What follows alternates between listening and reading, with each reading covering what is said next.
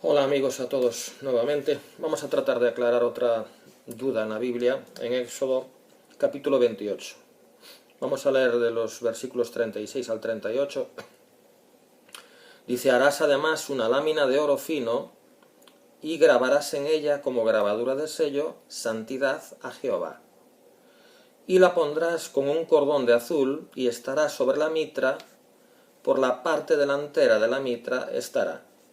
Y estará sobre la frente de Aarón, y llevará a Aarón las faltas cometidas en todas las cosas santas que los hijos de Israel hubieran consagrado en todas sus santas ofrendas, y sobre su frente estará continuamente, para que obtengan gracia delante de Jehová. Bueno, este texto se refiere al sumo sacerdote, en este caso era Aarón, el hermano de Moisés, que sobre su cabeza tenía una especie de cubierta o gorro, llamada mitra, y en la parte frontal, a la altura de la frente, llevaba grabado, ahí en una laminilla de oro, santidad a Jehová.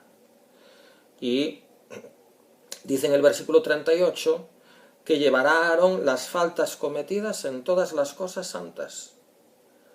Faltas cometidas en todas las cosas santas que los hijos de Israel hubieran consagrado en sus santas ofrendas.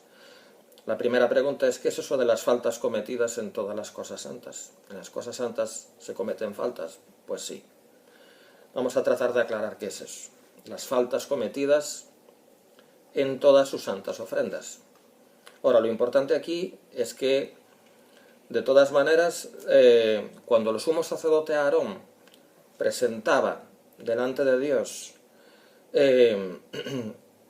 esas ofrendas ofrecidas por el pueblo de Israel sobre las cosas santas, dice que iban a obtener gracia delante de Jehová. Es decir, que de alguna manera, aunque hubiera falta en esas ofrendas, que la había, Dios iba a aceptar y iba a bendecir esa ofrenda. Dice, para que obtengan gracia delante de Jehová. El sumo sacerdote Aarón tenía que ir delante de Dios llevando aquí en la frente santidad a Jehová. Santidad, la palabra santidad o santo significa separado, apartado, consagrado para servicio a Dios. Entonces, que estuviera a la altura de la mente, donde residen los pensamientos. ¿Qué quiere decir? Que el sumo sacerdote, en este caso era Aarón, que sabemos que es un cuadro, un tipo, una figura de nuestro sumo sacerdote, que es el Señor Jesucristo, tenía que tener una mente consagrada a Dios. Sus pensamientos tenían que estar en sintonía con los pensamientos de Dios. Sabemos que el único en el cual se cumplió esto a la perfección fue en el Señor Jesucristo, cuyos pensamientos siempre estuvieron sometidos a la voluntad del Padre. Muy bien.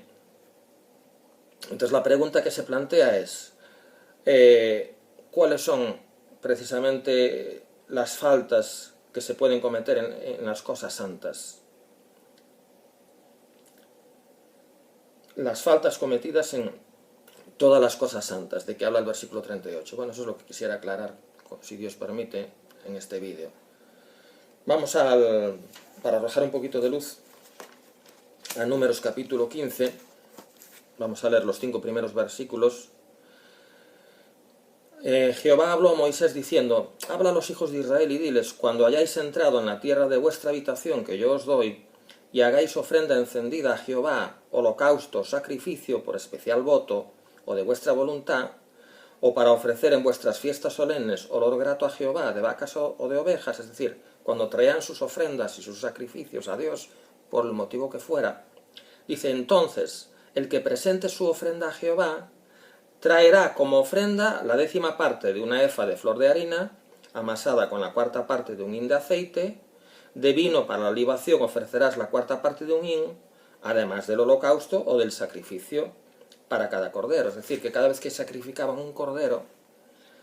¿Por qué sacrificaban un cordero? Bueno, porque el cordero sacrificado, Jesús aún no había venido en carne, era un tipo, era un cuadro, una figura del Cordero de Dios, que más adelante vendría a derramar su sangre por ellos. La sangre del Cordero tipificaba la sangre de Jesús.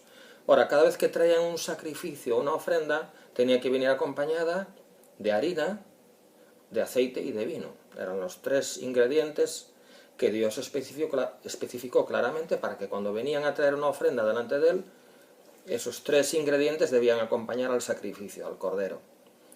¿Por qué esos 3 sacrificios? Bueno, la harina que representa el pan, y el pan que representa su cuerpo, que por nosotros es partido. Y el vino, por supuesto, representa su sangre. Y el aceite, pues, representa al Espíritu Santo.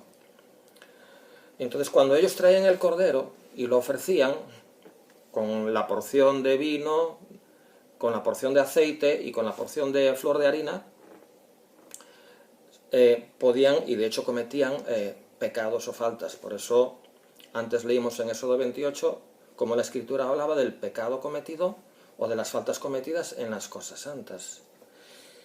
Y lo mismo pasa con nosotros. Nosotros también, cuando ofrecemos nuestra ofrenda a Dios, también cometemos faltas.